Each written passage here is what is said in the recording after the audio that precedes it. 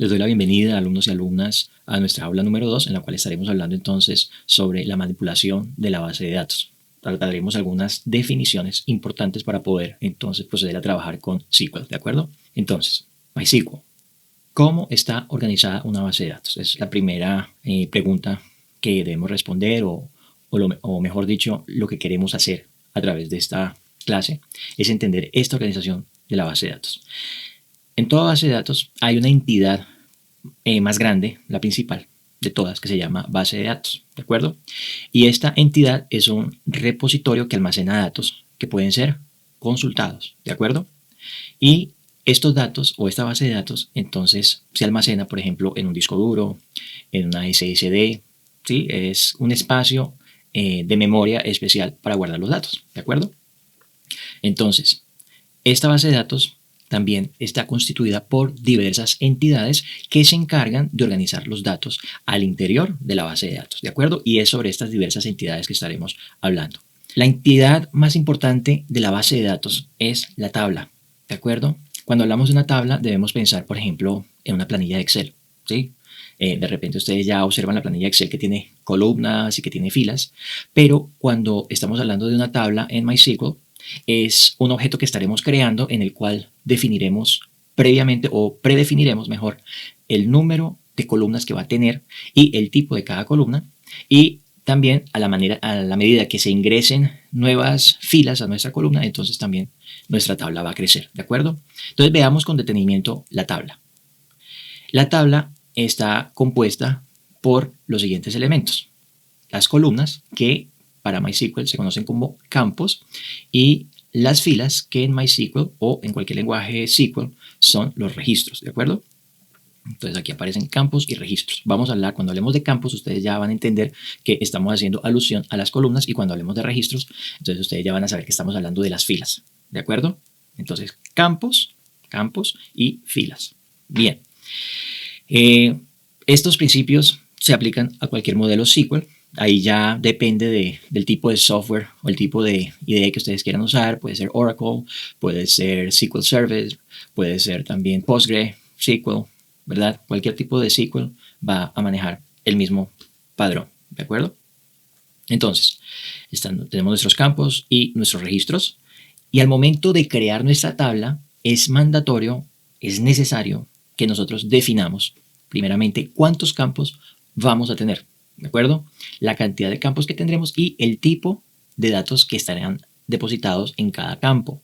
Yo no puedo, por ejemplo, ponerme a decir que este campo va a ser un campo numérico. Supongamos el campo A es un campo numérico y eventualmente en el campo A yo digite letras o caracteres de texto, ¿de acuerdo? Porque mi base de datos va a generar un error. Entonces nosotros siempre debemos respetar el parámetro que fue establecido para el tipo de datos que se van a consignar en ese campo determinado, ¿de acuerdo? Hay diversos tipos de campo, no vamos a entrar en detalle en este momento, pero sí ustedes pueden tener una idea que podemos tener campos de texto que pueden contener variables del tipo char, del tipo varchar, del tipo text. Después hablaremos más detalladamente sobre ellas. También tenemos campos numéricos que pueden tener variables del tipo int, son íntegros, big int, números íntegros grandes o números integrales grandes, small int, float, ¿verdad? Que tienen un punto float, generalmente son casillas decimales.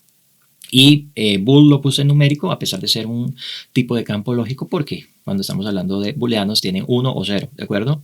1 cuando es verdadero, cuando una condición es verdadera, o 0 cuando es falso. Bien, también podemos tener un campo de fecha, que puede ser a través de variables tipo date, tipo datetime, timestamp, etc. ¿De acuerdo? Como les mencioné anteriormente, la información debe introducirse de acuerdo con la definición del campo. Esto es importantísimo. Digamos, si yo defino un campo que va a ser bool, yo no puedo colocar un número 2. Únicamente ese campo va a admitir ceros o unos, ¿de acuerdo? Entonces, esa es la idea de forma global. Ahora bien, vamos a hablar sobre los campos. Los campos los definimos al momento de la creación de la tabla, ¿de acuerdo? Esto es principal. Cuando creamos una tabla, ya tenemos que definir nuestros campos y el tipo de campo que vamos a tener. Estos campos se limitan a lo que fue definido en su definición. Digamos, yo al momento de tener mi tabla, yo ya no puedo, por ejemplo, decir, no, voy a colocar estos registros, por ejemplo, en un campo inexistente. O sea, eso no tiene sentido. Entonces, mis campos tienen ese número limitado a lo que yo defina, ¿de acuerdo? Y no admite datos que no fueron especificados. Redundamos en este tema porque a veces la persona dice, no, pero es que yo estoy tratando de digitar este registro y no lo admite, la base de datos me da error. Entonces es importante que sepamos todos que el campo siempre va a exigir que se coloquen el tipo de datos que fue especificado. Bien, ahora vamos a hablar sobre los registros. Los registros, ya como les dije, son las filas, o sea, son los datos que se encuentran contenidos en cada campo, ¿de acuerdo? Es un número ilimitado de registros. Una tabla puede tener un número ilimitado de registros, o sea, n cantidad de registros, ¿de acuerdo? Siempre será limitado, lógicamente, por el espacio de almacenaje disponible en disco, ¿verdad? O también por una política de crecimiento de la base de datos, ¿de acuerdo? Esto es lo que limita realmente la cantidad de registros que yo puedo llegar a tener. Pero si no fueran estas condiciones, la cantidad de registros podría ser ilimitada, ¿de acuerdo? Ahora que tenemos nuestros campos y registros, hay una parte muy importante de la tabla que es nuestro índice. El índice es simplemente un número, ¿verdad?, que nos ayuda a localizar con facilidad un registro o una serie de registros al interior de mi tabla. Entonces el índice tiene un algoritmo, ¿verdad?, que lo que hace es localizar rápidamente algún elemento de mi tabla, ¿de acuerdo? Si no, ella tendría que avanzar de forma secuencial, ir encontrando cada registro, trayéndolo. No, digamos, el índice ya me facilita esta búsqueda y lo hace más ágil, ¿de acuerdo? Bien, ya que conocemos la composición de nuestra tabla, ahora vamos a hablar de elementos relevantes también en nuestra tabla. Un elemento importantísimo que es opcional, pero a la misma vez debemos tenerlo en cuenta, son las claves primarias o la clave primaria. La clave primaria es un campo en el cual ninguno de sus registros se puede repetir en sí mismo. Es decir, si yo estoy hablando de una clave primaria, por ejemplo, el número de cédula o el número de identificación de un cliente, yo no puedo tener dos registros en mi lista de clientes, ¿verdad?, con el mismo número de cédula, ¿de acuerdo? Entonces mi clave primaria no me permite que este registro sea repetido, ¿de acuerdo?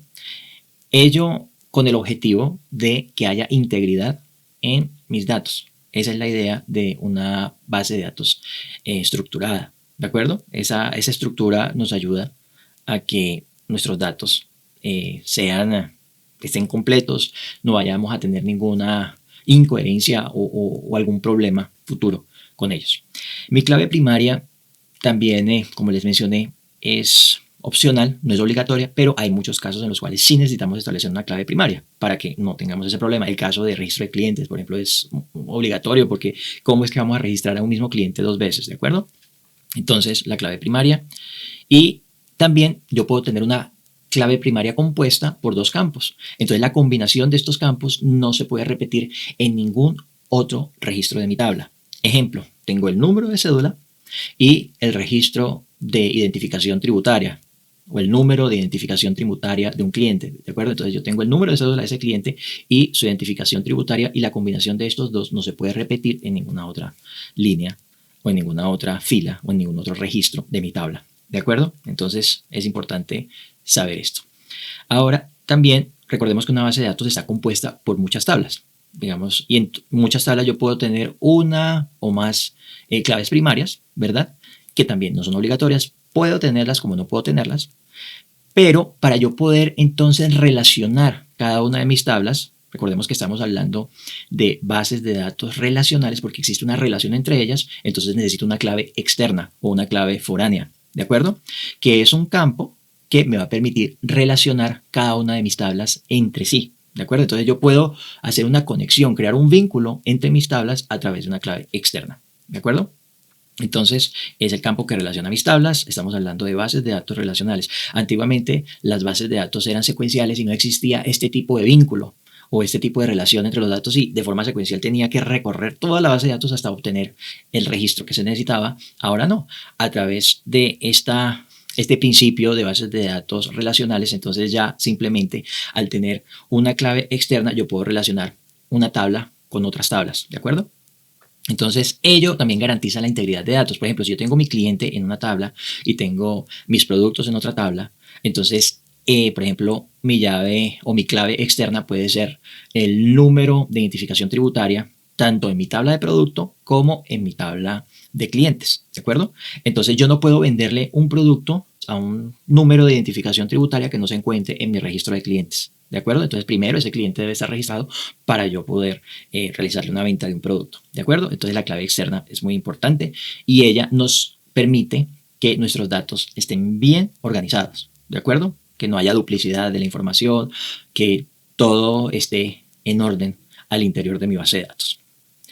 Ahora vamos a hablar un poco sobre otras entidades importantes y, por ejemplo, bueno, también, como les dije, una base de datos tiene muchas tablas, ¿verdad? Pero estas tablas yo las puedo también agrupar, ¿verdad? A través de esquemas. Entonces, los esquemas son asuntos o temas que me facilitan a mí la organización al interior de mi base de datos. Entonces, yo agrupo mis tablas de acuerdo con su tema. Esto no quiere decir que yo no pueda tener un esquema con todas las tablas de mi base de datos o 5 esquemas, eso no interesa. Eso es simplemente una forma de agrupación de tablas, pero puede alterarse de acuerdo con la necesidad, ¿de acuerdo? Ahora, también mi base de datos puede generar algo que se llama view, una entidad que se llama view o que se llama vista. Y esta vista se realiza de la siguiente forma. Se consultan un número determinado de tablas al mismo tiempo y se trae la información, ¿de acuerdo? El problema con los views o con las vistas es que dependiendo de la función o de los comandos SQL que yo emplee para realizar este tipo de vista, puede tener un costo muy alto de procesamiento, ¿de acuerdo? Entonces puede que en algún punto no sea lo más recomendable, pero generalmente las views facilitan mucho yo tomar elementos de varias tablas. ¿De acuerdo? Porque yo no quiero simplemente tomar las tablas y unirlas todas porque de nada me sirve a mí tener un view con 10.000 campos. Yo simplemente quiero, por ejemplo, tomar un view con la identificación, el número de cédula de mi cliente, con los productos que compró, con la fecha que compró y si los tengo en diferentes tablas, entonces yo puedo crear un view haciendo estas consultas de la siguiente manera.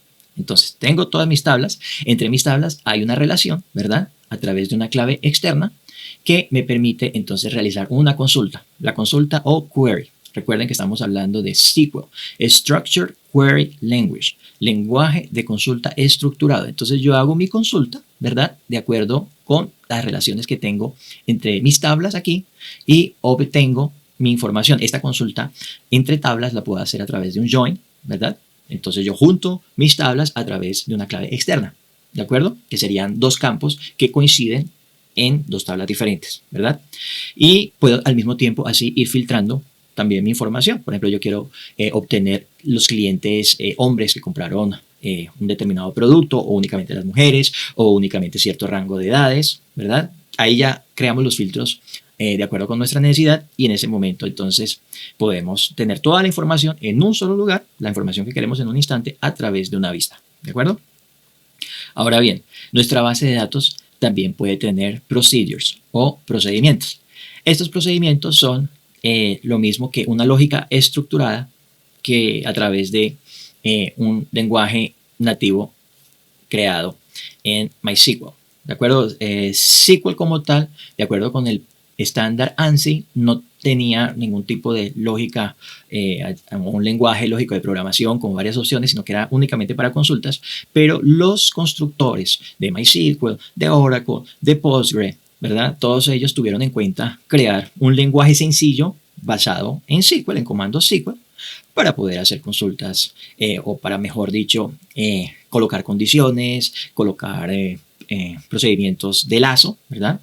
Y así generar diferentes resultados. Entonces, esa es la idea a través de los procedimientos y lógicamente nuestros procedimientos nos generan funciones. Hay funciones ya propias de SQL que nos permiten, por ejemplo, establecer rangos de fechas, nos permiten quitar espacios, hay funciones que nos permiten también eliminar, por ejemplo, hay casos en los cuales se presenta la necesidad de cambiar minúsculas a mayúsculas o colocar todo en mayúsculas, en fin, diversas funciones que ya vienen en SQL, pero también podemos crear funciones de acuerdo con nuestra necesidad, con una serie de comandos propios de nuestra base de datos, ¿de acuerdo?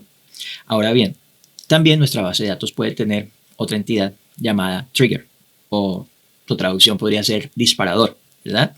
Lo que hace es como activar una alerta que me permita ejecutar algún tipo de cambio cuando se presente alguna modificación al interior de la base de datos. ¿de acuerdo? Entonces esta alerta lo que hace es crear, digamos, puede producir una función, ¿sí? Digamos, si yo tengo un trigger en mi base de datos de producto, ¿verdad? Que se vendió un producto en ese momento, automáticamente este trigger se va a activar y en la base de datos de clientes le va a asignar al campo donde dice el número de productos que ha comprado este cliente. Si esta persona compró, entonces ahí se va a incrementar, por ejemplo, la cantidad de productos que compró. Sí, esa es la idea, que haya que se active ese cambio, ¿verdad? Entonces, ejecuta no funciona procedimiento cuando la condición del trigger es satisfecha. Compró producto, aquí en la tabla de productos, entonces ya en mi tabla de clientes automáticamente se altera el campo de número de productos comprados, ¿sí? Más o menos esa es la idea con trigger. Ahora bien, vamos entonces a resumir aquí rápidamente las entidades que componen nuestra base de datos. Tenemos nuestras tablas, ¿verdad? Muchas tablas. Con estas tablas podemos generar consultas y producir views, ¿verdad? Tenemos nuestros triggers y tenemos también nuestros procedures, ¿de acuerdo? Entonces, esto es de forma muy global, de forma bastante general para una persona que nunca vio SQL o no tiene conocimiento en bases de datos, la organización atrás de todas estas, de todo este lenguaje, ¿de acuerdo? Entonces, en el próximo video estaremos entrando en materia y ya utilizando propiamente nuestro Workbench.